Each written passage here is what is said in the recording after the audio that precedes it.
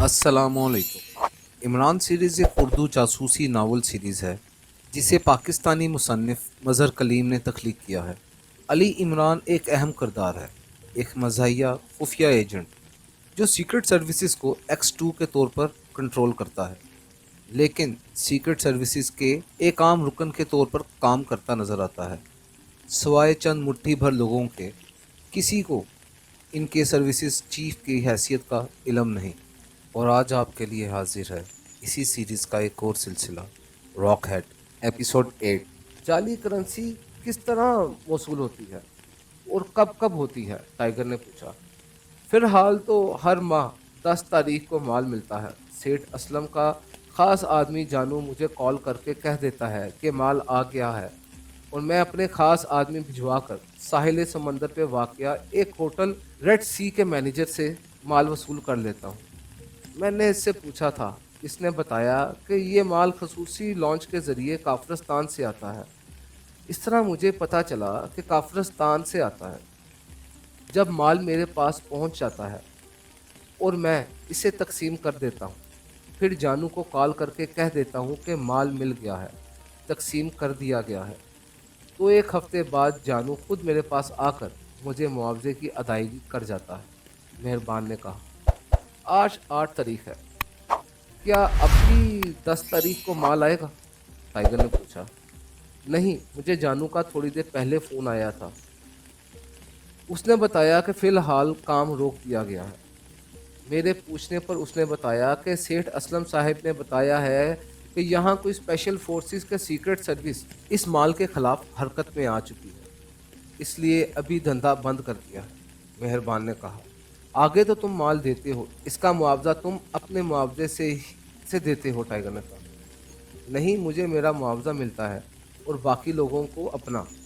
ये सारा काम जानू ही करता है, मेहरबान ने जवाब दिया। लेकिन तुम्हें एक हफ्ते बाद मुआवजा क्यों दिया जाता, क्या इसकी कोई ख़ास वजह है, टाइगर ने पूछा।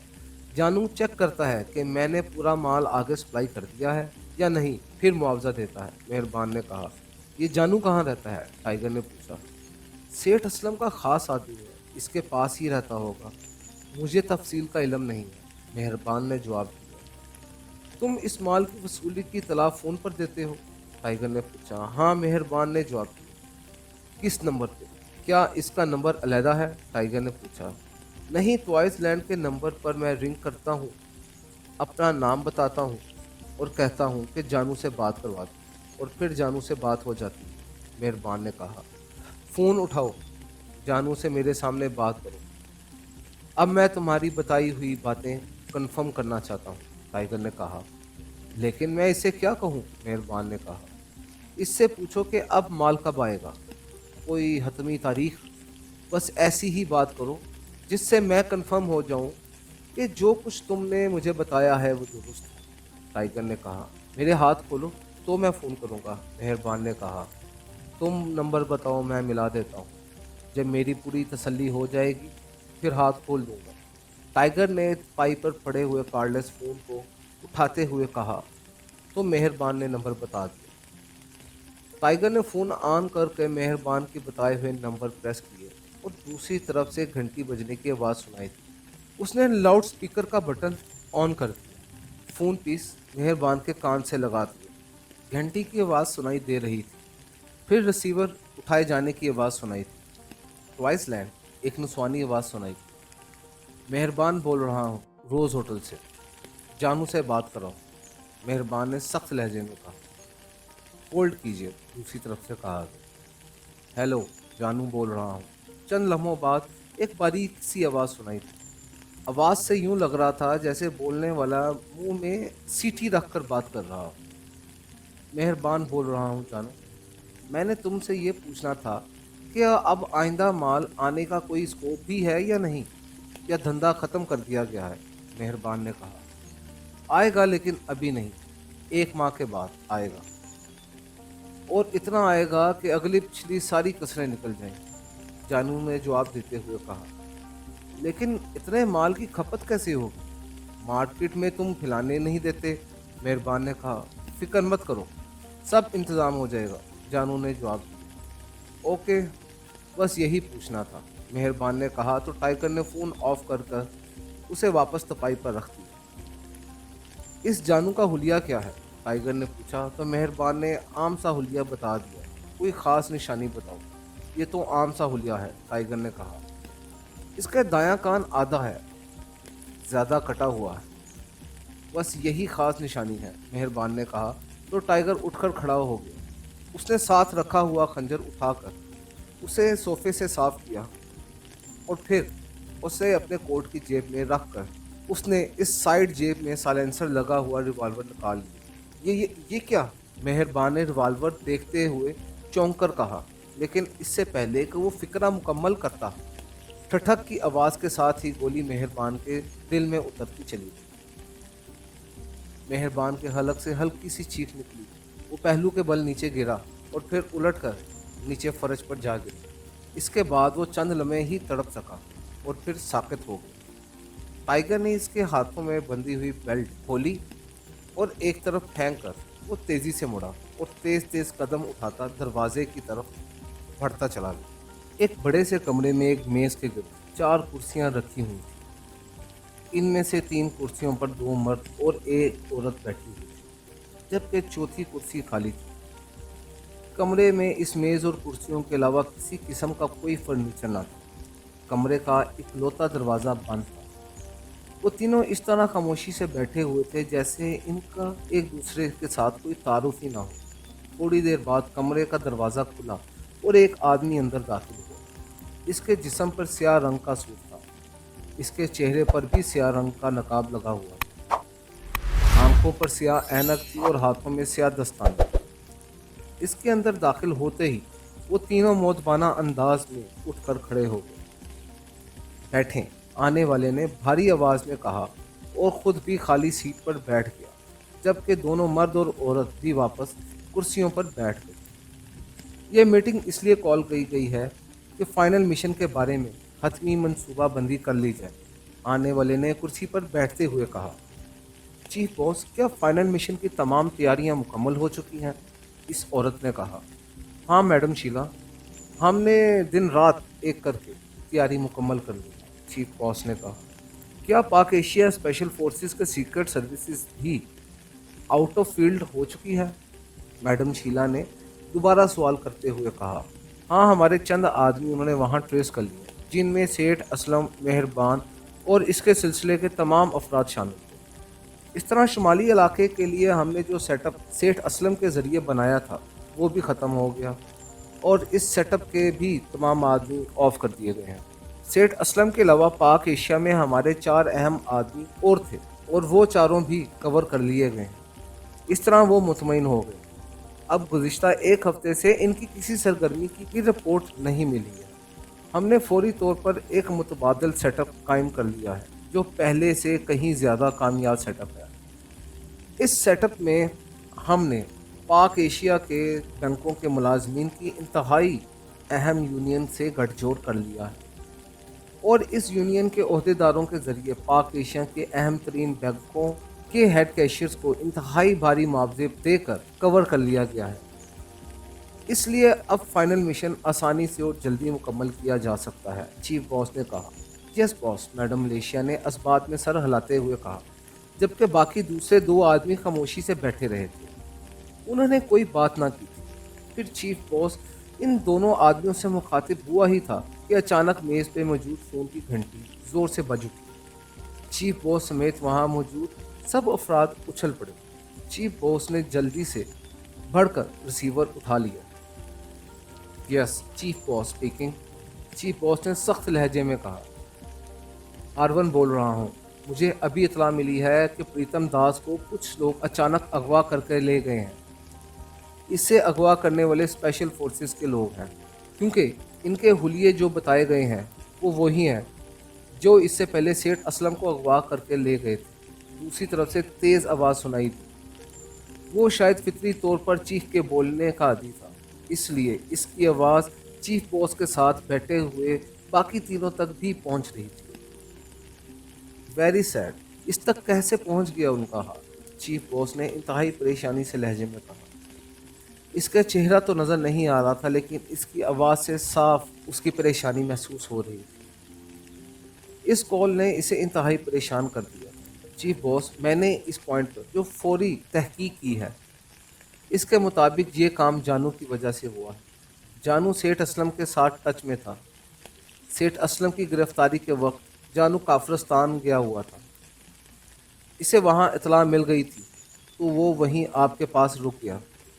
پھر آپ نے جانو کو پریتم داس کے ساتھ اٹیچ کر دیا اور بھجوا دیا۔ جانو ان کے ہاتھ لگ گیا اور جانو کی وجہ سے وہ پریتم داس تک پہنچ گئے۔ اور چیف باس، پریتم داس کو فائنل مشن کے بارے میں بھی سب کچھ معلوم ہے اور اس جزیرے کے بارے میں بھی جہاں کام ہو رہا ہے۔ آر-1 نے کہا، پریتم داس کو پاک ایشیا میں ہونے والے سیٹ اپ کا تو علم ہے لیکن اس جزیرے کے بارے میں کوئی علم نہیں ہے، اس لیے خطرہ سیٹ اپ کا ہے۔ تم اسے فوری طور پر ٹریس کر کے ہلاک نہیں کر سکتے، چیف باس نے کہا۔ میرے آدمی مسلسل اسے تلاش کر رہے ہیں چیف باس، اور جیسے ہی اس کا سراغ ملتا ہے ہم ہر قیمت پر وہاں ریڈ کر دیں گے۔ لیکن اس کے باوجود میری درخواست ہے کہ آپ جزیرے پر ریڈ الرٹ کا اعلان کر دیں، آر-1 نے کہا۔ وہ تو میں کر ہی دوں گا، لیکن پریتم داس کی گرفتاری سے میں انتہائی شدید دھچکا لگا ہے۔ اب ہمارا فائنل مشن فوری طور پر کامیاب نہیں ہو سکتا، ہمیں طویل عرصے کے لیے کیموفلاج ہونا پڑے گا۔ اوکے، تم اسے ٹریس کر کے ہلاک کرو اور مجھے رپورٹ دو، چیف باس نے کہا، اور اس کے ساتھ ہی ریسیور رکھ دیا۔ پاک ایشیا میں ہم نے جو سیٹ اپ کیا تھا وہ ایک لحاظ سے ختم ہو گیا۔ اس سیٹ اپ کا کرتا دھرتا پریتم داس تھا، جسے ہم نے وہاں ایک بہت بڑے مزدور لیڈر کے طور پر ایڈجسٹ کیا ہوا تھا۔ اوکے، اب ہم میٹنگ برخواست کرتے ہیں۔ آپ سب کو علیحدہ علیحدہ احکامات آئندہ کے لیے مل جائیں گے، چیف باس نے ایک طویل سانس لیتے ہوئے کہا۔ چیف باس، کیا اس اسپیشل فورسز کے خلاف وہاں پاک ایشیا میں کام نہیں ہو سکتا تاکہ اس کا کانٹا ہی ہمیشہ کے لیے نکال دیا جائے؟ میڈم شیلا نے کہا، ہو سکتا ہے، لیکن میں یہاں سے اب کسی ایسے آدمی کو وہاں نہیں بھیجنا چاہتا ہوں جس سے ہیڈ کوارٹر ٹریس ہو جائے، چیف باس نے کہا۔ آپ مجھے اجازت دیں، میں اور میرا گروپ وہاں جا کر ان کا خاتمہ کریں گے، میڈم شیلا نے کہا۔ نہیں میڈم شیلا، تمہیں ہیڈ کوارٹر کا بھی علم ہے اور جزیرے کا بھی، اس لیے یہ رسک نہیں لیا جا سکتا۔ البتہ آر-1 کے خدشے کے پیش نظر اب ہمیں واقعی اس جزیرے پر ریڈ الرٹ کر دینا چاہیے، اور یہ کام تم اور تمہارا گروپ کرے گا۔ تم فوری طور پر اس جزیرے کا بیرونی کنٹرول سنبھال لو، اندرونی کنٹرول ویسے ہی سردار سنگھ کے پاس رہے گا، جبکہ سکھدیو کی کارروائی پریس اور کرنسی کی حد تک محدود رہے گی، چیف باس نے کہا۔ باس، جو کرنسی فائنل مشن کے لیے تیار کی گئی ہے اب اس کا کیا ہوگا؟ سکھدیو نے پوچھا۔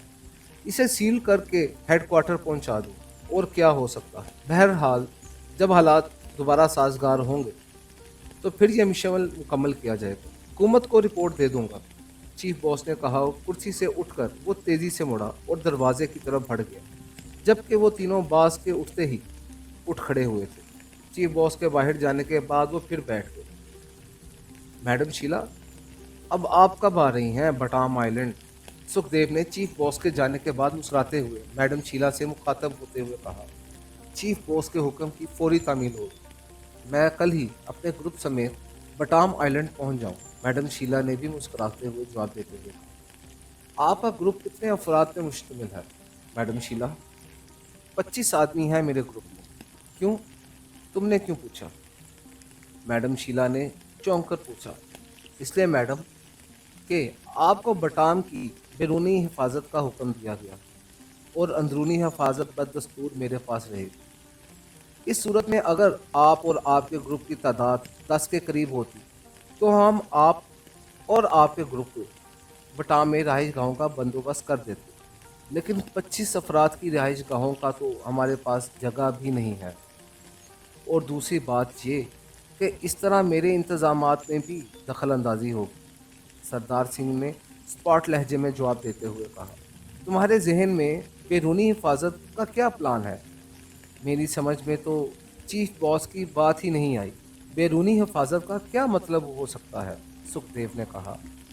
فرض کرو پاک ایشیا اسپیشل فورسز یا پاک ایشیا سیکرٹ سروس یا وہاں کی انٹیلیجنس या किसी भी सरकारी एजेंसी को ये मालूम हो जाता है कि बटाम में खुफिया मशीनें नस्ब करके पाक एशिया की जाली करेंसी छापी जा रही है, जिसे पाक एशिया में फैलाकर इसकी मईशत मफलूज करने का मंसूबा है, तो लामहला उन्होंने कोशिश करनी है या तो इस जजीरे को ही तबाह कर दिया जाए या फिर कम अज़ कम इन मशीनों को और इस करेंसी को तबाह कर दिया जाए।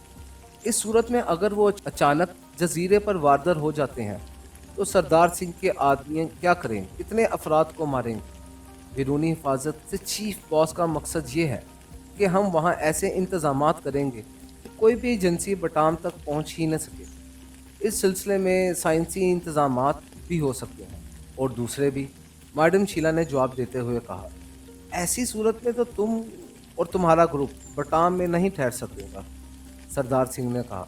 जाहिर है हमने तो बटाम से बाहर ही ठहरना है, साथ ही दूसरे जजीरे हैं, इनमें से किसी पर हम अपना हेड क्वार्टर बना लेंगे, मैडम शीला ने जवाब दिया। वशाकू आइलैंड ऐसे मामलात के लिए बेहतरीन रहेगा। वशाकू आइलैंड भी हमारे ही कंट्रोल में है। वहाँ अंडरग्राउंड स्टोर बनाए गए हैं ताकि अगर कभी ऐसी सूरत पैदा हो जाए कि करेंसी बटाम से निकालनी पड़े तो उसे वहाँ स्टोर किया जा सके। लेकिन अभी तक ऐसी कोई नौबत नहीं आई है, इसलिए स्टोर खाली हैं। इसके अलावा वहाँ ऊपर कैबिन भी मौजूद हैं जो खाली हैं। आप और आपका ग्रुप वहाँ रिहाइश रख सकता है और वहाँ ऑपरेशन हेड क्वार्टर कायम किया जा सकता है। और मुशारकू आइलैंड का महल वकू ऐसा है कि इसके करीब से गुजरे बगैर बटाम तक पहुँचा नहीं जा सकता, सुखदेव ने कहा। लेकिन अगर वो काफिलिस्तान की तरफ से आएँ तो बहरहाल वो बराह रास्त बटाम पहुँच जाएंगे। सिर्फ बैनुल-अक़वामी समंदर से ही बटाम पहुँचने के लिए वशाकू आइलैंड से गुजरना पड़ता है और ज़रूरी नहीं इंटेलिजेंस के लोग बैनुल-अक़वामी समंदर से ही बटाम आएँ। वो पाक एशिया से काफिलिस्तान और काफिलिस्तान से बटाम पहुँच सकते हैं, सरदार सिंह ने कहा। इसकी आप फिक्र ना करें, वो कहीं से भी गुजरें, इतला बहरहाल हमें मिल जाएगी। ये जजीरे माही गिरों की रेंज से भी बाहर है और समंदर के रास्ते भी दूर हैं, इसलिए इधर ना ही माही गिरों की कश्तियाँ नज़र आती हैं, ना ही कोई लॉन्च और ना ही कोई बहरी जहाज़। इसलिए मैं बटाम के गिर्द 20 किलोमीटर के फासले में चारों तरफ अलार्मिंग सिस्टम कायम कर दूँ। जब भी कोई इंसान या कोई लॉन्च इसे क्रॉस करेगा, ना सिर्फ वशाकू में हमें इतला मिल जाएगी, बल्कि हम इन्हें मिशन में मार्क भी कर सकते हैं और वहाँ से उन्हें ख़त्म भी कर सकते हैं। मेरा ग्रुप ऐसे कामों में मुकम्मल तौर पर तरबियत याफ्ता है, मैडम शीला ने कहा। ठीक है, ये इंतज़ामात शानदार हैं, लेकिन मैडम एक बात बताऊं, मैंने सुन रखा है कि पाक एशिया सीक्रेट सर्विस दुनिया की इंतहाई खौफनाक तरीन सर्विस है। इसे आज तक अपने किसी मिशन में नाकामयाबी नहीं है और ख़ास तौर पर इस सर्विस का लीडर अली इमरान तो दुनिया का खौफनाक तरीन एजेंट। कर्नल फरीदी का तो नाम आपने सुना ही होगा, सुखदेव ने कहा। कर्नल फरीदी तो बहुत अजीम सीक्रेट एजेंट है, मैडम शीला ने कहा, और ये इमरान भी इसी टाइप का एजेंट है। अगर पाक एशिया सीक्रेट सर्विस बटाम के खिलाफ काम करने आएगी तो फिर इस टीम का लीडर इमरान होगा। इसलिए जो कुछ करना है ये सोच कर करना कि तुम्हारा मुकाबला किन लोगों से हो सकता है, सुखदेव ने कहा। तुम्हें ये सब कुछ कैसे मालूम है, मैडम शीला ने कहा। मैं कर्नल फरीदी की ब्लैक फोर्स में काम कर चुका हूँ, लेकिन मेरा काम ऑफिस तक महदूद रहता था। लेकिन मैंने बहरहाल इमरान और उसके साथियों के नाम इनसे सुने हुए हैं, सुखदेव ने कहा।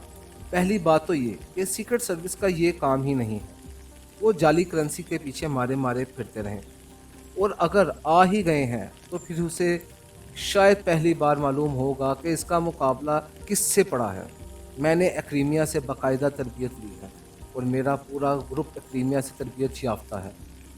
तुम फिक्र ना करो, मैं ऐसे इंतजामात करूँगी कि इमरान अगर कर्नल अफरीदी भी आ जाएं तो मेरे मुकाबले पर मौत का ही मुकद्दर बन के रह जाएंगे, मैडम शीला ने बड़े पुरएतमाद लहजे में कहा। गुड, तुम्हारा एतमाद बता रहा है कि चीफ बॉस ने तुम्हारा और तुम्हारे ग्रुप का इंतखाब दुरुस्त किया है, लेकिन बहरहाल मोहतात रहने में क्या हरज है, सुखदेव ने मुस्कुराते हुए कहा। हाँ, तुम्हारी बात दुरुस्त है, अब मैं पहले से ज़्यादा मोहतात रहूँ, मैडम शीला ने कहा। ओके, फिर कल आप सीधी बटाम आ जाए, मैं आपको खुद साथ विशाखा ले जाऊं, सुखदेव ने कहा और कुर्सी से उठ खड़ा हुआ। क्यों, मैं खुद विशाखा नहीं पहुंच सकती? मैडम शीला ने भी मुस्कुराते हुए उठते हुए कहा। इस तरह मुझे एक दो दिन तक तुम्हारी मेज़बानी का मौका मिल जाएगा, सुखदेव ने शरारत भरे लहजे में कहा। तो मैडम शीला और सरदार सिंह दोनों बेख्तियार हंस पड़े। सरदार सिंह, तुम्हारी मेज़बानी और मेरे मेहमान होने पर नाराज़ ना हो जाए, वरना तो ये भी हो सकता है कि मेरा ग्रुप विशाखा में ही रहे और मैं बटाम में, मैडम शीला ने बैरूनी दरवाजे की तरफ बढ़ते हुए कहा। सुखदेव ने तुम्हारे और अपने ताल्लुक के बारे में मुझे सब कुछ बता दिया है, इसलिए मैं क्यों नाराज़ हूँ? सुखदेव मेरा भाई है और इस लिहाज से तुम मेरी भाभी हो, सरदार सिंह ने मुस्कुराते हुए कहा। अरे अरे, इतना बड़ा रिश्ता अभी कायम नहीं हुआ और ना हो सकता है, बस मेज़बानी और मेहमानी तक की बात रहे तो अच्छी है, मैडम शीला ने कहा। तो सुखदेव और सरदार सिंह दोनों एक बार फिर हंस पड़े। फिर वो दरवाज़ा खोलकर आगे पीछे चलते हुए कमरे से बाहर आ गए।